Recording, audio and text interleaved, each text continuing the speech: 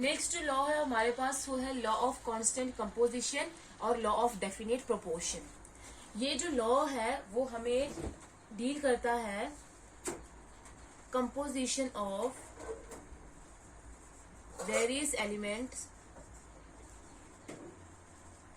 In a compound. ये जो law है वो डील करता है किसी भी केमिकल रिएक्शन में कि एक कंपाउंड की जो एलिमेंट्स हैं, बहुत सारे डिफरेंट एलिमेंट्स जो है, एक से ज्यादा एलिमेंट्स, डिफरेंट एलिमेंट्स कंबाइन करके कंपाउंड बनाते हैं। तो ये जो लॉ है वो डील करता है कि कंपोजिशन जो होती है वेरियस एलिमेंट की एक कंपाउंड में, उसके साथ ये डील करता है। और इस लॉ को दिया था फ्रेंच केमिस्ट ने, इसका नाम है जोसेफ प्रोस्ट, इन 1799 में। इस लॉ की स्टेटमेंट क्या है? A pure chemical compound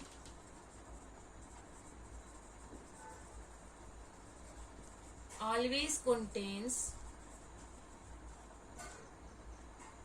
same element combined together in the same definite proportion by weight. एक इसकी स्टेटमेंट ये है, तो एक और तरीके से भी इसको एक्सप्लेन कर सकते हैं। According to this law, a compound can be obtained from different sources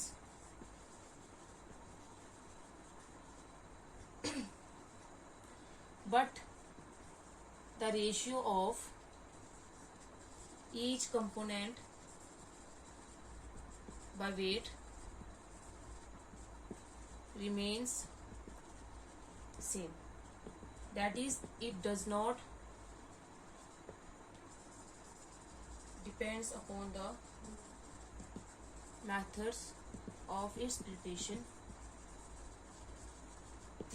or source.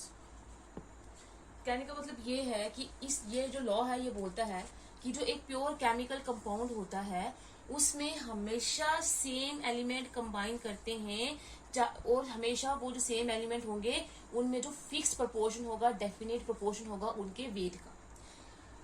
मतलब ये है कि एक जो कंपाउंड जो हम डिफरेंट डिफरेंट सोर्सेज से ऑब्टेन करते हैं, जैसे केमिकल फार्मूला सेम होगा लेकिन उसके जो सोर्सेज होंगे वो डिफरेंट होंगे, तो उन डिफरेंट सोर्सेज से जो एक कंपाउंड बनेगा, लेकिन उसके जो हर एक कंपोनेंट का हर एक एलिमेंट जो उस कंपाउंड में प्रेजेंट होगा उसका जो रेशियो है, उसका जो वेट है वो सेम रहेगा। वो जिस मेथड से हमने उसको प्रिपेयर किया है उसके ऊपर डिपेंड नहीं करेगा, और जिस सोर्स से उसको लिया गया है उस सोर्स के ऊपर डिपेंड नहीं करेगा। एक एग्जांपल लेके डिस्कस करते हैं। तो प्रोस्ट जो था वो काम कर रहा था 2 सैंपल्स लेकर। उसने क्यूप्रिक कार्बोनेट के 2 सैंपल्स ले लिए।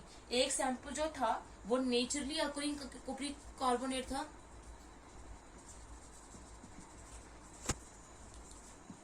और एक जो सैंपल था वो उसने लैब में प्रिपेयर किया था। दोनों सैंपल क्यूप्रिक कार्बोनेट के थे, लेकिन एक नेचुरली अकरिंग था, एक लैब में प्रिपेयर किया गया था। तो उसमें उसने देखा क्यूप्रिक कार्बोनेट में ये कॉपर हो गया, ये कार्बन हो गया, ये ऑक्सीजन हो गया, ये 3 एलिमेंट्स मिलकर क्या बनाते हैं क्यूप्रिक कार्बोनेट। उसमें उसने कंपोजिशन देखी, कॉपर की थी 51.35, कार्बन की थी 9.74 और ऑक्सीजन की थी 38.91। तो जब इसने नेचुरली अकरिंग क्यूप्रिक कार्बोनेट को देखा, उसमें इन तीनों एलिमेंट्स की कंपोजिशन ये थी, कॉपर इतना प्रेजेंट था, कार्बन इतना और ऑक्सीजन इतना। लेकिन जब उसने इसी को लैब में प्रिपेयर किया तो देखा कॉपर की कंपोजिशन फिर भी सेम रही है, कार्बन की भी सेम रही है और ऑक्सीजन की भी सेम रही है।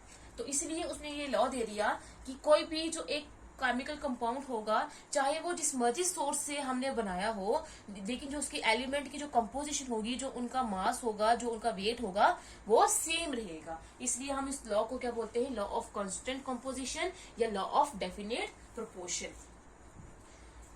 जैसे हम एक एग्जांपल लेते हैं।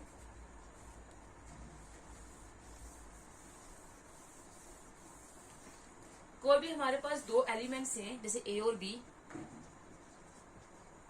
ये मिलकर एक कंपाउंड बनाते हैं ए बी। इस कंपाउंड का अगर हम मास लेते हैं m1, इस एलिमेंट का अगर हम मास लेते हैं m1, इस एलिमेंट का मास लेते हैं m2, तो इन दोनों के जो एलिमेंट का जो मास का रेशियो होगा वो क्या रहेगा, कांस्टेंट रहेगा। चाहे हम जिस मर्जी रिएक्शन से बनाए, जिस मर्जी सोर्स से बनाए, लेकिन जो इन दोनों एलिमेंट का ये जो कंपाउंड बनेगा उसका जो मास होगा, उसका जो रेशियो होगा वो हमेशा क्या रहेगा, कांस्टेंट रहेगा। जैसे अगर कार्बन डाइऑक्साइड की एग्जांपल ली जाए तो कार्बन डाइऑक्साइड को हम अलग अलग तरीके से बना सकते हैं। फर्स्ट है बाय बर्निंग ऑफ कोल और कैंडल, जिसमें कार्बन जो है बर्न करेगा in the presence of oxygen और हमें क्या दे देगा, कार्बन डाइऑक्साइड। एक ये तरीका है। दूसरा तरीका है बाय हीटिंग लाइमस्टोन। लाइमस्टोन होता है कैल्शियम कार्बोनेट CaCO3। जब हम कैल्शियम कार्बोनेट को हीट करेंगे, हीट करने में क्या होगा, यहाँ से जो कैल्शियम है वो एक ऑक्सीजन ले लेगा और बना देगा कैल्शियम ऑक्साइड और पीछे बच जाएगा CO2। एक ये तरीका है। थर्ड है by the action of dilute hydrochloric acid on marble pieces. Dilute का मतलब होता है एसिड की कंसंट्रेशन को कम करना। HCl में, एसिड में हम क्या डाल देंगे, थोड़ा सा वाटर ऐड कर देंगे, उसको डिल्यूट कर देंगे। तो जब हम डिल्यूट हाइड्रोक्लोरिक एसिड को मार्बल पीसेस में डालते हैं, मार्बल जो होता है वो कैल्शियम कार्बोनेट ही होता है, जब हम इसमें HCl डालते हैं तो ये बना देता है calcium chloride plus carbon dioxide plus water. Reaction को पहले बैलेंस करेंगे, यहाँ पे कैल्शियम 1 है, क्लोरीन 2 है, तो यहाँ पे आ जाएगा 2 और हाइड्रोजन भी 2 हो गए, क्लोरीन भी 2 हो गए। यहाँ से 2 हाइड्रोजन क्या करेंगे, एक ऑक्सीजन को लेंगे और वाटर बना देंगे, फिर यहाँ पे CO2 बचेगा और यहाँ से एक कैल्शियम जो है वो 2 क्लोरीन को मिलकर क्या बना देगा, कैल्शियम क्लोराइड। तो और फोर्थ जो है बाय रिस्पायरेशन। रिस्पायरेशन जब हम करते हैं तभी भी कार्बन डाइऑक्साइड गैस रिलीज होती है। तो कार्बन डाइऑक्साइड गैस जो है वो 4 तरीकों से बन सकती है, ये और ये रिस्पायरेशन का जो प्रोसेस होता है। चाहे अलग अलग रिएक्शन से बन रही है, अलग अलग सोर्सेज से हमें कार्बन डाइऑक्साइड मिल रही है, लेकिन कार्बन डाइऑक्साइड जो है उसमें हमेशा एक ही कार्बन होगा और 2 ही ऑक्सीजन होंगे। इनमें जो रेशियो होगा इन दोनों का मास का, एक कार्बन का मास होता है 12 और एक ऑक्सीजन का होता है 16, तो 2 ऑक्सीजन का कितना होगा, 32। तो अगर हम इसको करेंगे तो 4 से 12, 4 से 32, तो इनके जो रेशियो होगा मास का वो क्या रहेगा, 3:8। और चाहे वो कार्बन डाइऑक्साइड जिस मर्जी तरीके से बना रहे हैं, इसमें भी कार्बन डाइऑक्साइड का जो रेशियो होगा कार्बन टू ऑक्सीजन वो 3:8 रहेगा, इसमें भी 3:8 रहेगा, इसमें भी 3:8 रहेगा, और जो रिस्पिरेशन से बनेगी इसमें भी 3:8 रहेगा। इस रेशियो का मतलब ये होता है कि ये किसका है, कार्बन का, तो इसमें यह है कि 3 ग्राम कार्बन को जरूरत है 1 ग्राम ऑक्सीजन की, तब जाके वो बना देगा क्या, कार्बन डाइऑक्साइड।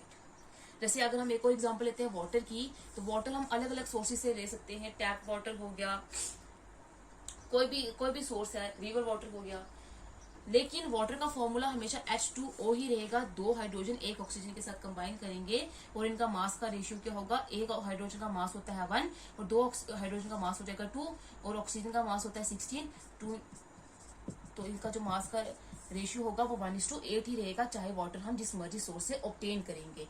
मतलब यह है कि 1 ग्राम हाइड्रोजन को जरूरत है 8 ग्राम ऑक्सीजन की, क्या बनाने के लिए, एक वाटर का मॉलिक्यूल बनाने के लिए। ये था हमारे पास लॉ ऑफ कांस्टेंट कंपोजिशन। लेकिन अब इस लॉ की कुछ लिमिटेशंस भी हैं, कुछ ड्रॉबैक्स भी हैं। वो ड्रॉबैक्स ये हैं, फर्स्ट ड्रॉबैक ये है जब हमारे पास आइसोटोप्स का केस आता है। आइसोटोप्स क्या होते हैं, एटम होते हैं सेम एलिमेंट के, जिनका एटॉमिक नंबर क्या होता है, सेम होता है, बट जो एटॉमिक मास होता है या जिसको मास नंबर बोलते हैं वो क्या होता है, डिफरेंट होता है। वो सेम ही एलिमेंट के एटम्स होते हैं लेकिन उनका एटॉमिक नंबर सेम होता है, लेकिन एटॉमिक मास क्या होता है, डिफरेंट होता है। जैसे अगर हम कार्बन डाइऑक्साइड की एग्जांपल लेते हैं, कार्बन डाइऑक्साइड में अगर इस कार्बन में कार्बन के 2 आइसोटोप्स एग्जिस्ट करते हैं, कार्बन 12 और कार्बन 14। तो अगर इसमें कार्बन जो 12 वाला कार्बन है वो ऑक्सीजन के साथ कंबाइन किया हुआ है, तब इनका मास का रेशियो आ जाएगा 12:32, तो वो आ जाएगा 3:8। लेकिन जब हम कार्बन का 14 आइसोटोप लेंगे तब इसका मास कितना हो जाएगा, 14, तो तब क्या होगा, 14 क्या आ जाएगा, 32।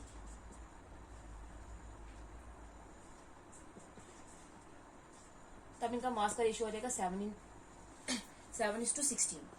तब ये जो लॉ ऑफ कांस्टेंट कंपोजिशन है, डेफिनेट प्रोपोर्शन, तब ये लॉ वैलिड नहीं होगा कि डिफरेंट एटम्स, डिफरेंट जो आइसोटोप्स होते हैं सेम ही एलिमेंट्स के, वो डिफरेंट डिफरेंट रेशियो देते हैं उनके मासेस का। ये होगी इसकी फर्स्ट लिमिटेशन। सेकंड लिमिटेशन ये है कि एलिमेंट जो है वो सेम रेशियो में कंबाइन करेंगे, लेकिन डिफरेंट जब कंपाउंड बनाएंगे, जैसे हम दो कंपाउंड की एग्जांपल लेते हैं, एक ये आगे C2H5OH इथेनॉल और एक लेते हैं CH3OCH3 एसीटोन। इन दोनों का केमिकल फॉर्मूला दोनों का सेम है, C2H6O, और जिनका केमिकल फॉर्मूला सेम होता है और उनको हम क्या बोलते हैं, आइसोमर्स बोलते हैं। इन दोनों में तीन ही एलिमेंट हैं, कार्बन, हाइड्रोजन और ऑक्सीजन। तो इनके अगर हम मास का रेशियो देखें तो एक कार्बन का मास होता है 12, दो का कितना होगा 24, एक हाइड्रोजन का होता है 1, 6 हाइड्रोजन का कितना होगा 6, और एक ऑक्सीजन का कितना होता है हमारे पास 16। तो अगर हम देखें तो क्या आ जाएगा 12, 6, 8, 2:3:8। तो दो डिफरेंट कंपाउंड थे, उनका जो मास का रेशियो था वो क्या हो गया, सेम हो गया। तो एलिमेंट्स जो हैं वो सेम रेशियो में कंबाइन हो सकते हैं, लेकिन डिफरेंट कंपाउंड भी बना सकते हैं। ये दो लिमिटेशन थी किसकी, लॉ ऑफ मल्टीपल प्रोपोर्शन। अब एक क्वेश्चन इसका कर लेते हैं। An impure sample of NaCl on analysis was found to contain 52% chlorine. Calculate the percentage purity of the sample. कि हमारे पास एक इम्प्योर सैंपल है सोडियम क्लोराइड का, जिसमें 52% क्या है, क्लोरीन है। तो हमने परसेंटेज प्योरिटी निकालनी है सैंपल की। तो पहले NaCl का में देखेंगे, सोडियम का वेट होता है 23 और क्लोरीन का वेट होता है 35.5, और इन दोनों को करेंगे तो आ जाएगा 58.5। तो जो 58.5 ग्राम ऑफ NaCl जो है, प्योर जो NaCl है, उसमें कितनी क्लोरीन है, 35.5 ग्राम। अगर हमने 100 ग्राम NaCl प्योर लिया है तो उसमें कितनी क्लोरीन होगी, 35.5 अपॉन 58.5 इंटू में क्या आ जाएगा 100 ग्राम क्लोरीन। तो इसको कैलकुलेट करेंगे तो आ जाएगा 60.6 ग्राम ऑफ क्लोरीन।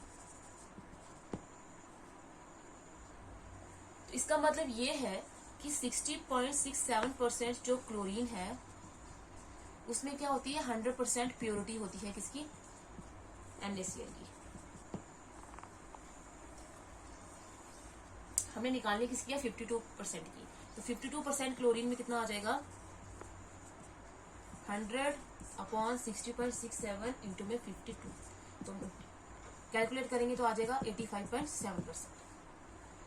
तो 52% क्लोरीन में कितनी परसेंट होगी प्योरिटी, जब हमने किसी भी NaCl में 52% क्लोरीन डाला होगा तो उस सॉल्यूशन की प्योरिटी कितनी होगी, 85.7%।